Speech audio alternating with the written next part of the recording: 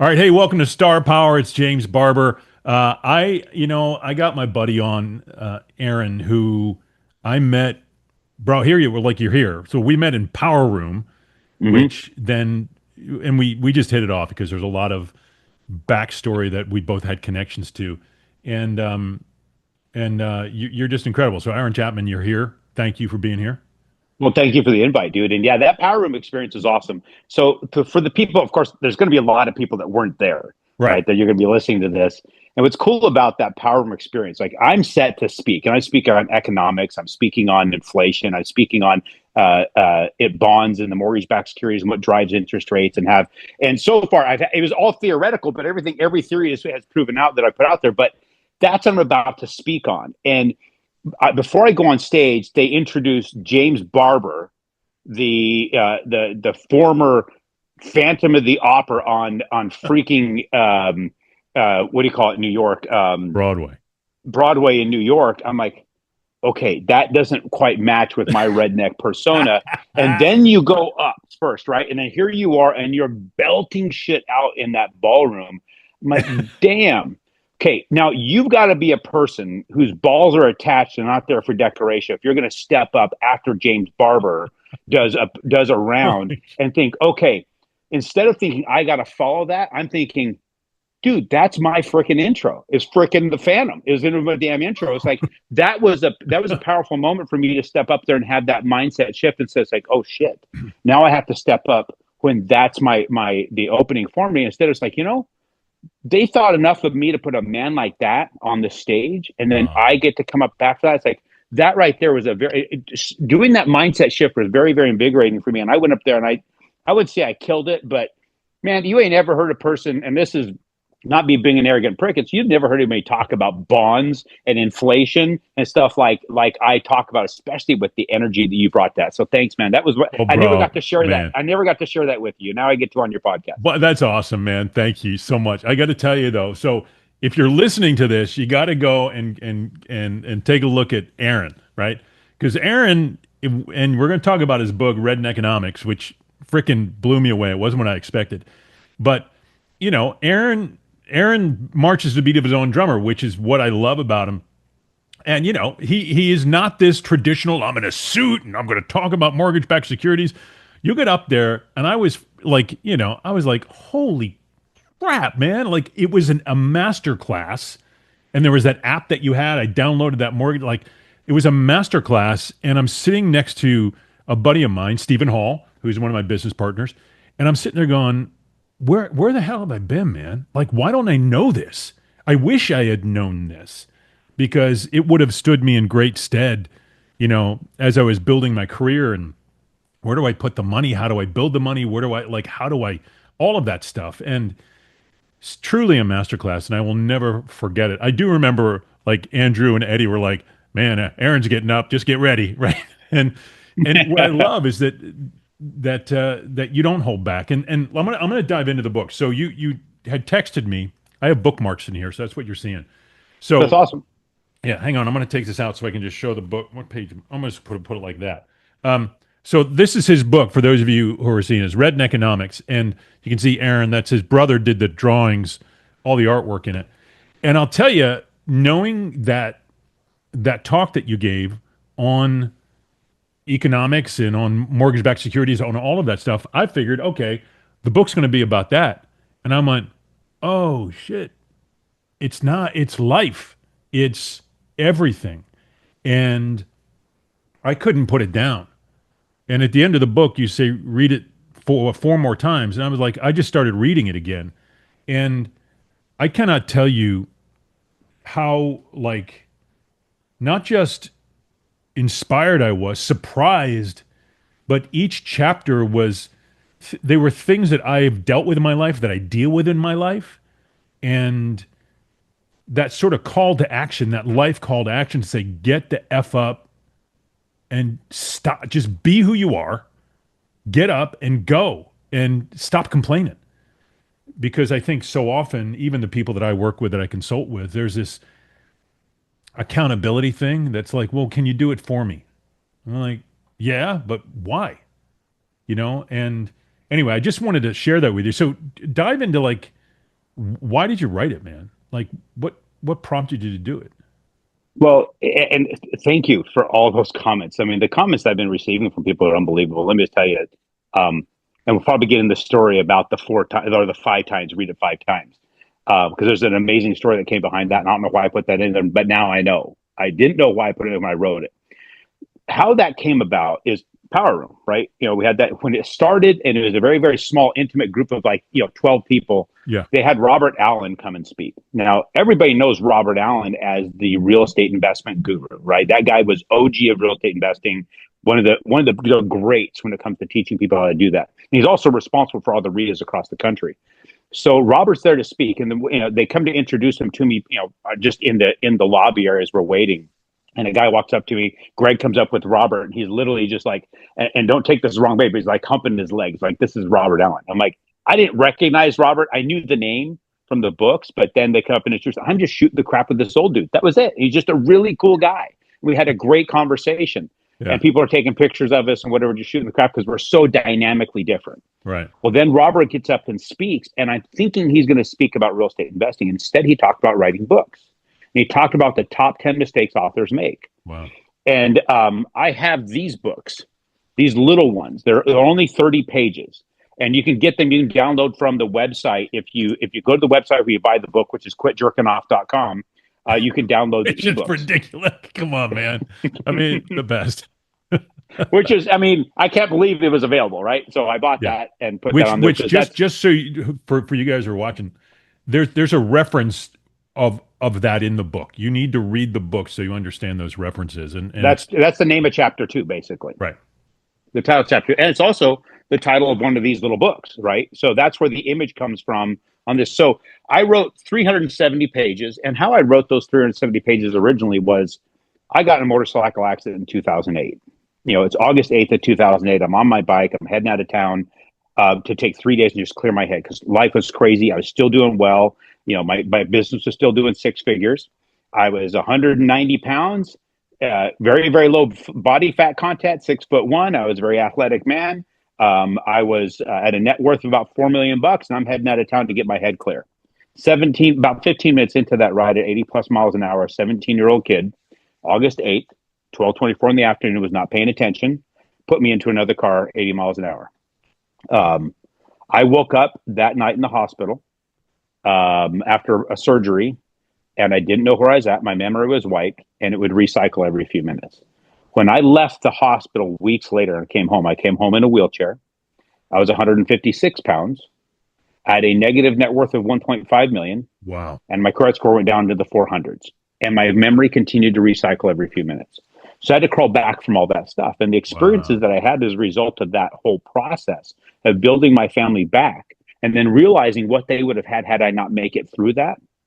And then, of course, being faced, as you read in the book, being faced with the decision of what do you do to the family that's responsible for this? Because it was a child. And I had to make decisions there. And you can read about that in the book. And I started to learn a lot of principles from this incident in my life. And as I crawled back from all those things, I wanted to take that information. I wanted to give that to my kids. And what better way to do that to have it in print? Because I can live a certain life and but I wanted something that would endure. So I wrote this thing. And then I was at an event where Dean Graziosi was speaking. He's like, you want to be a hero to somebody, be an author, right? And so I'm like, okay.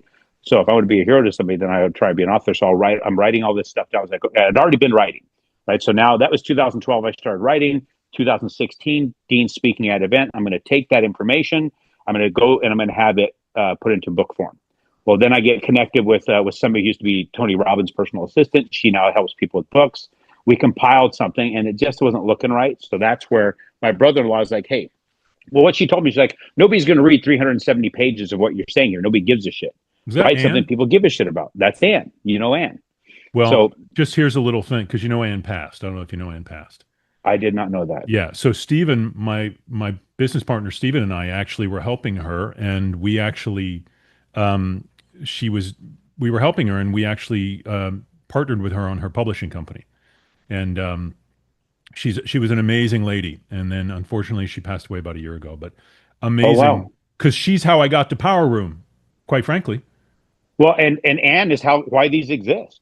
Wow, Ann's the one to help bro. me get these built. These little ones. I said, Ann, let's go back. You said let's make something that people will read. I don't think people read past 30 pages unless it's very, very interesting. Right. And every book I read that's instructional is a bunch of filler bullshit. Yeah. So now it's like we produce these four, and I have four more ready to produce. And she hooked me up with a publisher. Well, and you know, God bless Anne, and to her memory, man, I'll be raising a glass to Anne. Absolutely. But she brought me down that path and get those done. She was so an incredible then, lady. Yeah. As I'm in that event, and Robert's talking about these books, I'm like, and the mistakes authors make, I'm like, shit, I made every one of those mistakes when I was going through this process because I fought back with Anne on some of the shit, right? And so then I'm like, I called him. I said, hey, Robert. He gave me his number. We got some pictures together. Say, hey, your talk really, your speech really, really stood out. I'd love some help to take these and bring these back from the publisher and fix them the way that you said to fix it. Because I butted heads with Anne on what I wanted to do because it didn't seem like my voice, but we still got it out. And I think we need to get these done. He goes, no, I'm not going to help you do that. I'm like, bro, you said you would help people. He goes, you're going to write another book. I'm like, I don't want to write another book. What book am I going to write? He goes, that's up to you. I say, why am I writing another book? He goes, because you have something else in you. Because I will help you with the outline, but you're going to go from there. So we did. We sat down. We got on a Zoom. And we banged out an outline. It took us several sessions to bang out an outline. And once we were done with the outline, I just started writing. And I would just get up in the morning and I would start hitting it. And I would send it off to Robert. He's like, perfect. Go on to the next chapter. I'm like, no correction. He goes, no, go. And the only thing he had me do is flesh out some of the stories a little bit more. Yeah. And then when we were done writing it, we did 13 chapters in 5 months. From the first phone call, like, you're going to write another book, to done writing was 5 months. Mm-hmm. And then he's like, you need to illustrate this book. I'm like, do you have an illustrator? He goes, no, you've read my books. There's no illustrations in that. I said, what should I do? He goes, find an artist. I'm like, I know one artist. So I called him. That's my younger brother. I'm like, hey, dude, do you illustrate books? He goes, I did that one time and never again. I'm like, okay. Well, do you mind reading a manuscript for me and then tell me what you would do? He goes, what manuscript? I said, I wrote a book. He goes, what are you doing writing a book? I said, just read it and tell me what you think. So he read what you read. He goes, I will illustrate this book. I'm like, wow. What? How? He goes, I don't know. Let's spitball. So we spitballed some ideas and we landed on the illuminated manuscripts from like the old 1300s, that kind of thing. Right. And because so I remember one of the last times we actually were together in person, you showed me, like, I didn't even know that you were like, I'm doing this book. And you showed me some of the preliminary drawings that he was doing. And it didn't even dawn on me. Like, there were just a couple. You're like, oh, this is what we're doing. It's going to be like this. It was those old, like, the monks drawing those kind of yep. like, and I was like, bro, that's, and I had no idea that it was turning into this book. So, and that was in Atlanta. We were doing we had that conversation. Yeah, I remember running into you at that big Aspire event in Atlanta. So so that's what it came down to. So he would read the chapter and then paint what he envisioned. He'd come back to me and say, what do you think? I'd say, dude, this is all you. I hired you to paint what you see and then just send it to me. I just fell in love with everything he was doing.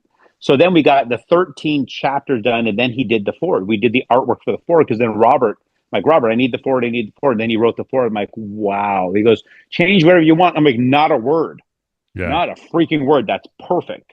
And so then he painted the foreword, and it was just blown away. That was, if you look at that foreword, that painting is so ridiculous what he did there. Yeah, and it took him almost 3 years to do all the painting because all the interior art is watercolor with copper leaf, gold leaf, and silver leaf.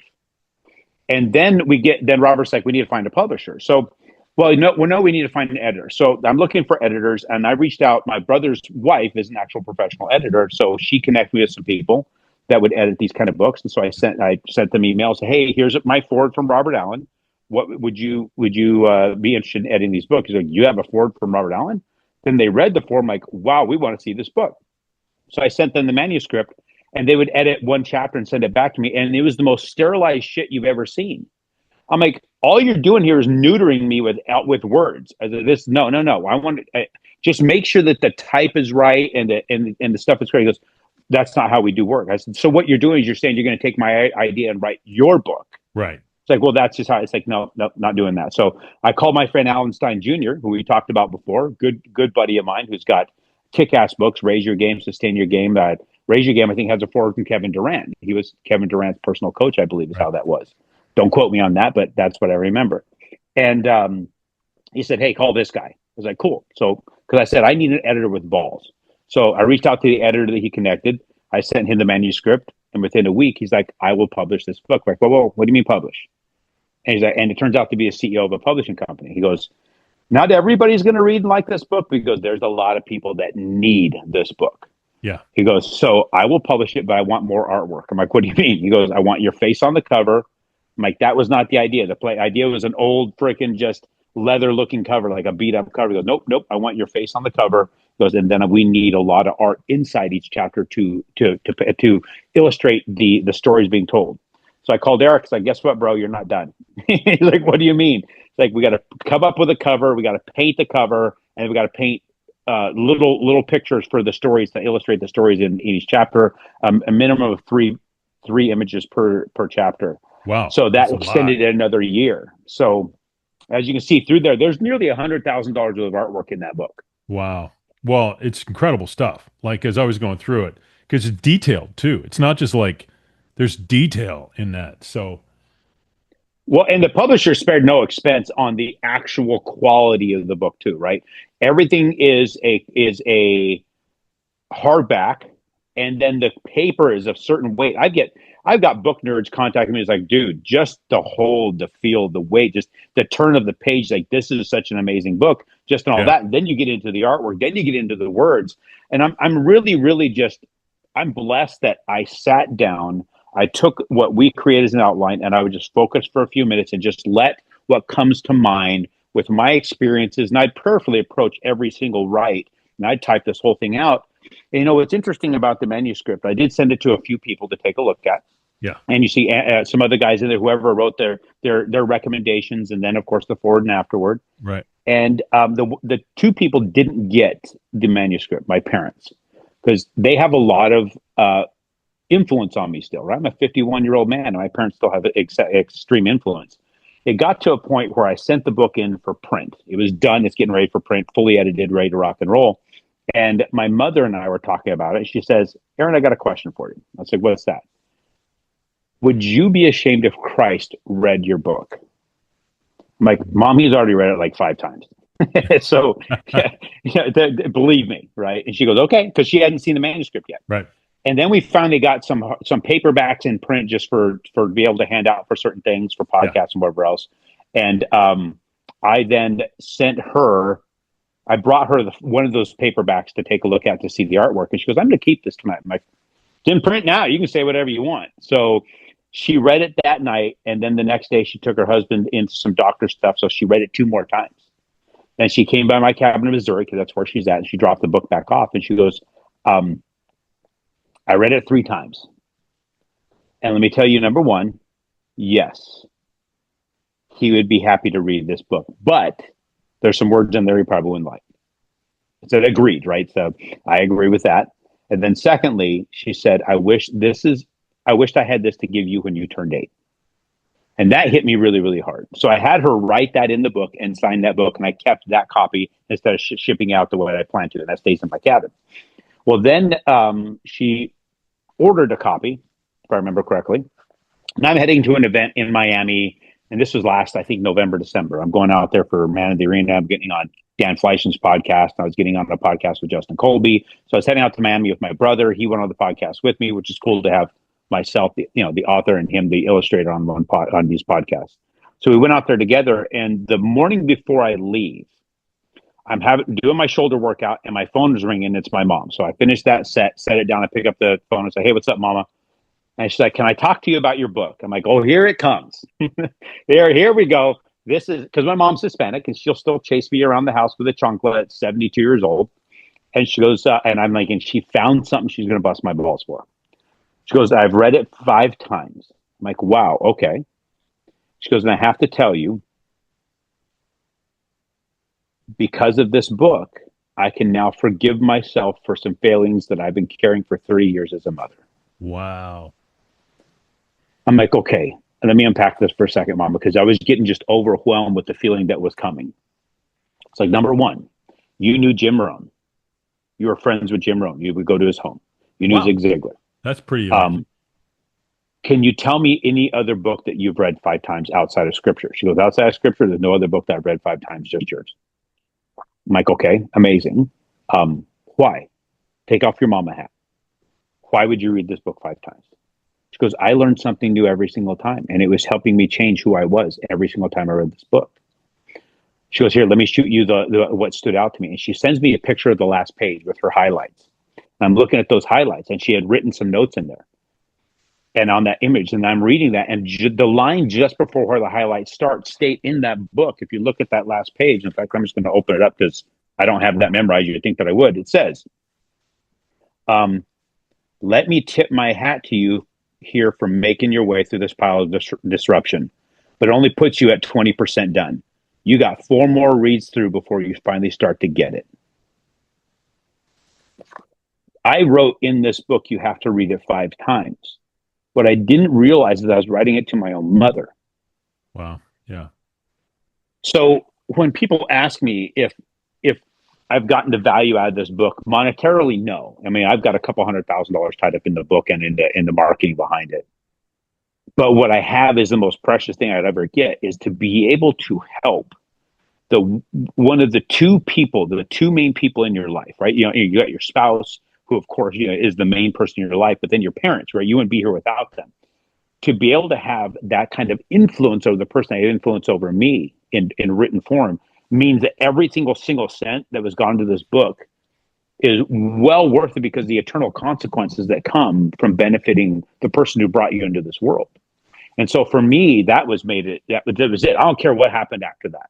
So I had one of the most unbelievable spiritual experiences I had in my life, was be able to have that moment with her to say, I was able to communicate something to her to bring her to a point of in her life that she needed to get, but then also to realize that God spoke to me or through me to one of the most important people in my life. And that also was very, very huge to me, because you always wonder if God's speaking to you, and you learn when he is, and he's speaking through you, because he spoke to me through this whole book. Let me ask you a question, because this is what there was a line this is one of the lines that I tag. It's toward the end of the book.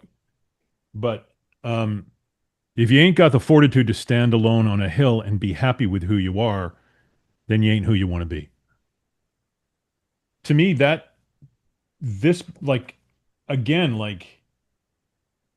didn't expect the book to be what it was. I thought it was going to be like, all right, you want to get down to some nitty gritty on finance and how to create mortgages and all that. And I was like, whoa, because that's who I mean, I know you as a person, but you're writing a book, and I figured, okay, you're going to write a book about that thing, and it's called Redneckonomics. And then, but it's the Unconventional Success by Taking the Beatin Path. I was like, okay. And I opened it up, and I was like, holy crap, man. Like, it's not, there's knowledge there, but it taught me more about you and more about myself. Like, the catalyst for you to, like, what was the reason you decided to tell those truths? Was it just something that you felt called to do, or was, you had been through it and you wanted to help? Like, what was it? It wasn't a conscious decision. It was just me and Robert talking, worked an outline. I just what popped into my brain. And I honestly went prayerfully into this, just saying, I don't know what I'm going to write about, but I need to write something that benefits people. And I really just wanted to talk to the next generation very, very candidly about life, because we were living at the time. So this was 2021, I think, when I started writing that. Look at what was happening in the world in 2021. Look at the administration we had. Look at the craziness that was going on, and how the term "triggered" was just all over the place, and all these things, and how you couldn't be you. They were literally going to lock you up for being you. Mm-hmm. The way people wanted to go about things, that if you expressed your opinion that went against the narrative of the masses, and what really wasn't the masses, just the small percentage, but the noisiest, then there was consequences for that. Right. And we need to change this. The only way to do this is that was the driving force behind it, I think, mentally and emotionally, where I just started hammering this out. But it was really something that I just felt, and I go back and read it, and I'm like, wow, I actually wrote that? Like, that came from me? Because it kicks my ass when I read it. It's amazing how many times I'll reread it, because I had to reread it a dozen times, if not more, Where do we place the pictures, and want to make sure that there's a consistency in it, and go back and forth with the editors. So I read this a lot. Yeah. And then I had to read it again for the audio. Robert did his audio, I did the audio, Dolph did his audio, and believe me, reading that out loud was a hard thing to read. It was tough, but all those reads, and I was amazing how much I learned from what was written. And I can't take credit for everything that was written, even though it came from through my brain to my fingertips. I can't say it all came from me. Those were deep lessons that were embedded into me from the scars of life, but at the same time, stuff that I think that I was prayerfully reaching for and is being given to me. And some people may read that and read the language, and there's no way that came from God. I'm like, guys, I'm not saying it was 100% me. You got to read it for yourself and decide for yourself where it came from. But I just felt like I feel like I'm blessed to be a vessel for the words. And it's amazing what you can do with, there's only 26 letters in the alphabet, and how you can rearrange those letters in a way to create something like that was pretty amazing. And it's a very tedious and it's a very difficult process. And I highly recommend it for anybody who's interested in trying to write. But when you are writing, just don't give a shit about what the world wants to read.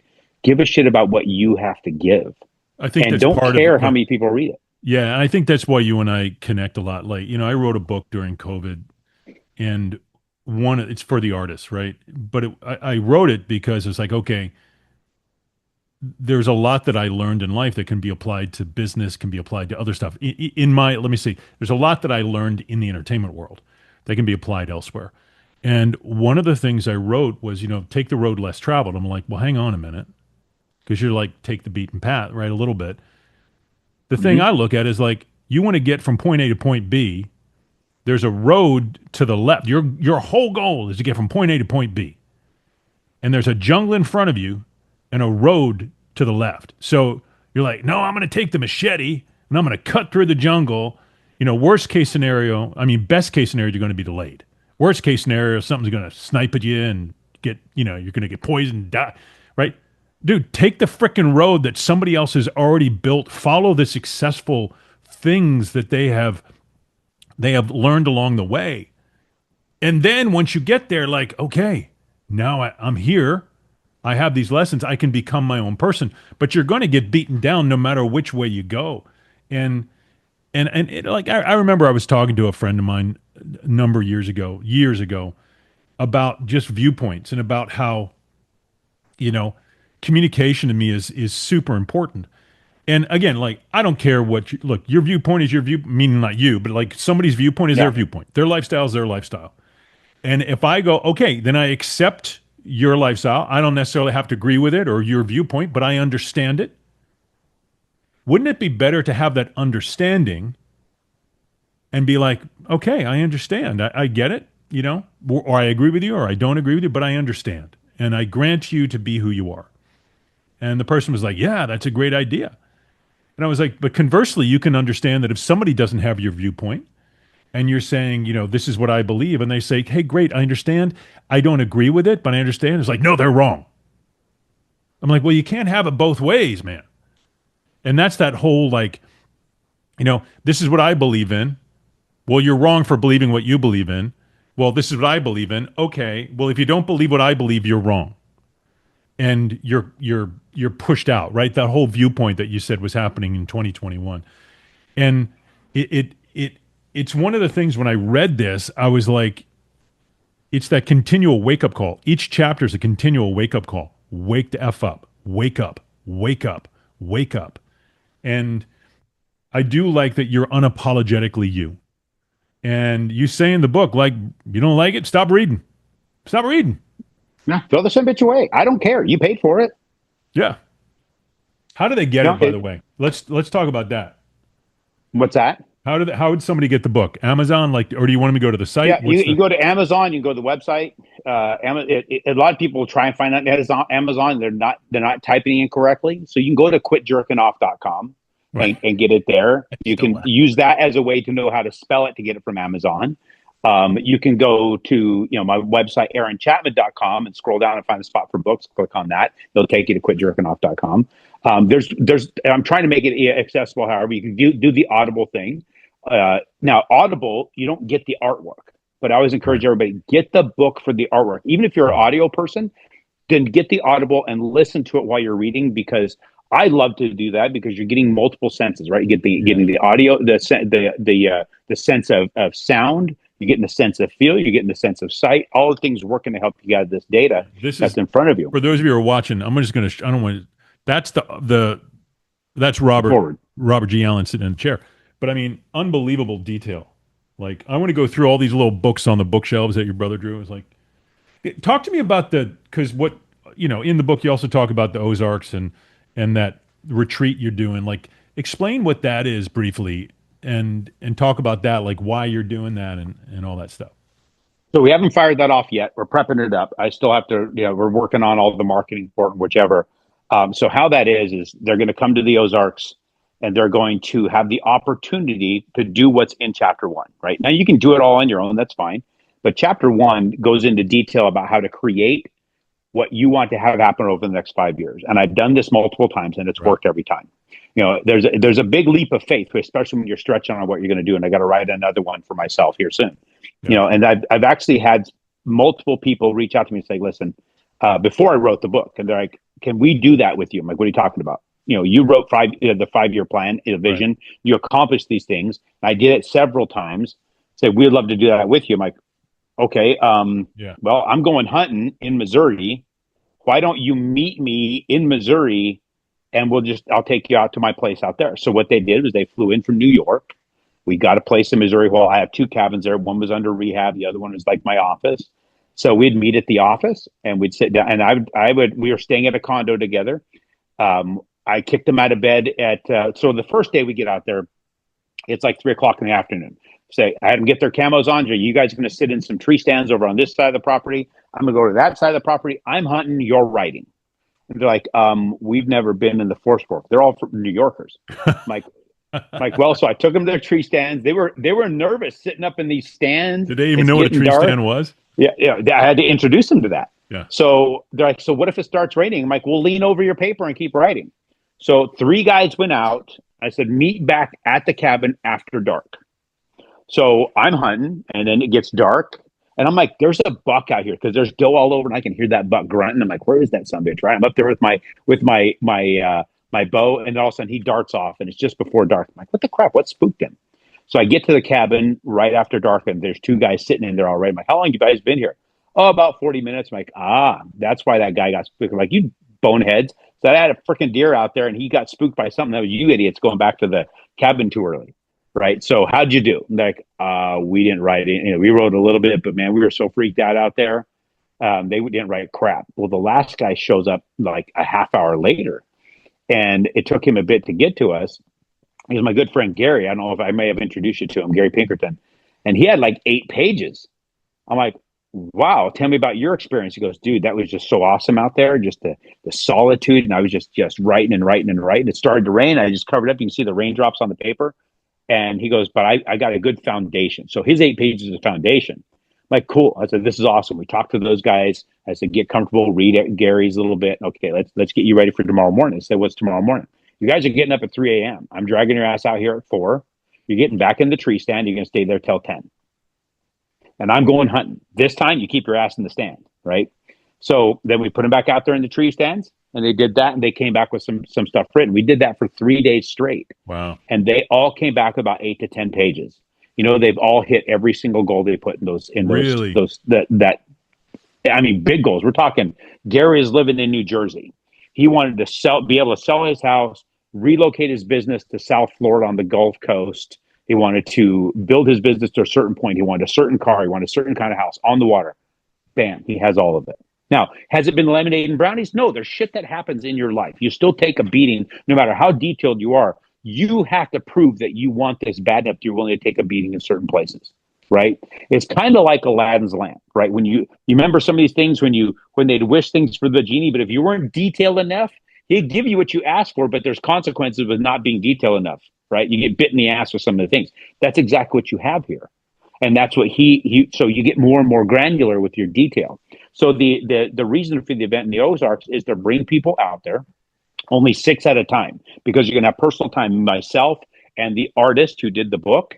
and other key people will be there to guide you through this process early in the morning and into the afternoon. And you have 3 days of this, of 6 sessions, really, really getting detailed with this. We're going to house you. We're going to feed you. I'm going to have a chef on site, and we're going to go over this in great detail. You are going to need to be so detailed with what you write, and get so conscious with what it is that you want, that you need to be able to see it, smell it, taste it, touch it, to the extent that the artist who did the book can read what you wrote and he can paint who you are in 5 years. Wow. That's what we're going to provide. That's incredible. So they talk about like vision boards. I think vision boards are bullshit. What you have is you're taking out pictures of somebody else's shit and putting it on the wall for you to look at and covet. Yeah. Look, I talk about it too, like the first time, like, again, like, and I just, we didn't even do some history on you. I mean, we got to have you back on to do like, like, because those of you who don't know, Aaron's a very, very successful businessman. And I was asking him about like, how do I do this? How do I do that? How do I do this? Right. So that's the caveat, right? And the lessons he's learned to be able to write this book in life. But I was talking to Tim Grover. The first time I met him was at the 10X Growth Con. Second 10X Growth Con. First or second. I can't remember. And I came up to him, we're talking, he's like, man, he's like you, right? He's completely, absolutely, transparent. He does not pretend to be somebody else than he is. And I said, what amazes me is you hit the nail on the head. Like, I believe dreams are just dreams. Without action, they ain't shit. You got to do something, right? So vision boards are great, but again, like, I'm taking somebody else standing by somebody else's car versus the thing that I want. And it's you're coveting somebody else's stuff, right? There you go. And that's not actionable. Now, exactly, I believe that's why coveting is wrong. Now, I know you shouldn't covet, take from other people, because if you're wanting something from somebody else's, then you start engineering and trying to figure out some sort of way to take from some people. That's where you have guile, I think, is what the word is for that. You have to have no guile. Well, but you're also limiting yourself. You're limiting what somebody else finds successful. That's not success. Defining myself what the world thinks is successful is not success. My success today is how many relationships do I have? What kind of experiences do I have with those people? That to me is success, because as I define in the book, we don't take anything with us but who we became through all these experiences, the people we got to know, and the experiences we had with them. That's all that goes. I don't care how many billions of dollars you have in this world, how successful you are in business in this world, how big your bank account, it stays here. Yeah. But what goes on is my relationship with you. The individual that you became, the individual I became, and what do we get to share in experience together that we get to build upon in the next existence. Right. Now, I believe we're going on to another existence, right? I believe that we have a father, a godly father, a creator. I believe that we have a savior in Jesus Christ. I believe there's the Holy Spirit that directs you. I believe all these things firmly, and I'll stand out there on the hill and I'll scream it to people if it makes sense. It doesn't all the time to stand out there with a sign and scream Jesus is Lord, even though he is, right? But sometimes just living the right way and acting in the right manner and continuing to improve yourself for the sake of yourself and living the right way, and then influencing others to do the same. That's our whole point here. Yeah. And that's what this book is supposed to be for, is to smack people upside the dang head and say, this is what I understand things to be. You decide for yourself. You can agree with me or disagree with me. That's okay. I'm fine with you disagreeing with me, but at least we had an opportunity to have a dialogue and discussion about it. And you know where I stand. I know where you stand. And we'll also we'll stand in our opposite places, but also not think less of the other individual because of where you stand. And in fact, maybe think more because of the integrity and that each of you have. Like, I love it, man. I love it. I cannot thank you enough for taking the time. I know how busy you are to come on my meager podcast here at Star Power, and we got to have you back on, man. And I'm telling you, once you have that Ozark thing running, man, I'm there. I'm 100%. Well, we'll definitely let you know and get that. You'll know about it, because I'm gonna tell the whole freaking world. Ultimately, guys, I definitely want to come back. One, I appreciate you being willing to share the time with me, because I consider you a very, very good friend, but also I value the time that you take and your interest in wanting to have me on and place my name next to yours for the world to be able to say, yes, I'm James Barbour and I endorse this son of a bitch, right? Secondly, We definitely got to come back. We talked about my career and my history, guys. So just so you know, it's kind of like a teaser for us Yeah, to yeah. do that. I come from cattle ranching, heavy equipment, truck driving, and then the last thing I was doing was working in the mines in northern New Mexico, several hundred feet underground, running a drill machine and working with explosives and heavy equipment underground before I got into the finance industry. And that was probably one of the most humbling experiences of my life, to have to go through that process of getting from there to where I am, because I was beaten down to nothing, less than nothing for the first time in my life. Then the second time was that accident. We'll get into greater detail at that time. But if you want to hunt me down, guys, aaronchapman.com, quitjerkingoff.com. I'm SGOC_Aaron. If you want to look me up on Instagram, that's where I mainly do any posting. But again, thanks, buddy. I appreciate you, and I'm looking forward to another round. Oh man, it was my absolute pleasure. Let's do part two, because the stuff that you shared when I first heard you speak, in terms of economics and in terms of mortgages and in terms of just finance in general, people need to hear that, and doubly so because of the transition that you made. And look, everybody goes through. I'm making life changes, from what I was doing before. I'm still doing all the stuff I was doing, but I'm doing it in a different way, and I want to have bigger impact and a greater legacy for my family and my friends, and you've done that, and I'd love to have you back on to share that message as well. So we'll do And I part. and I want to share that message badly, because a lot of people need that. They're lost. They And do. what's killing me is to get the smallest bit of information on how to be successful in some of these things. You got to pay stupid amounts of money to Yeah, people, and people are getting heavily taken advantage of. And I hate that. I'm fighting against that. I'm giving people data. Come and we will work with you, and we'll help you get places you need to get. I'll introduce you to people who are not trying to screw you. And I absolutely want to come back and be able to share that data with everybody. And I really, really appreciate the opportunity to do that. absolutely, man. Let's book it. So I'm going to take us out. So listen, you need to get this book. I don't care who you are or what your viewpoints are. Read it, because it gives you a viewpoint of being able to stand in your own shoes, being able to stand who you are. It actually gave me the courage when I would have these doubts, like, oh, do I do? I would literally go, yeah, I'm going to do it, because this is who I am. And the world is not dictating you to you. You are who you are. You are the captain of your own ship, the painter of your own canvas. And I cannot thank you guys enough for listening. Make sure you give Aaron a follow. And as I always say, your destiny is waiting. It's up to you to go and get it. And we'll see you on the next one. If you like the content of Star Power, we'd love to hear it. Give us a like and share it out to your friends.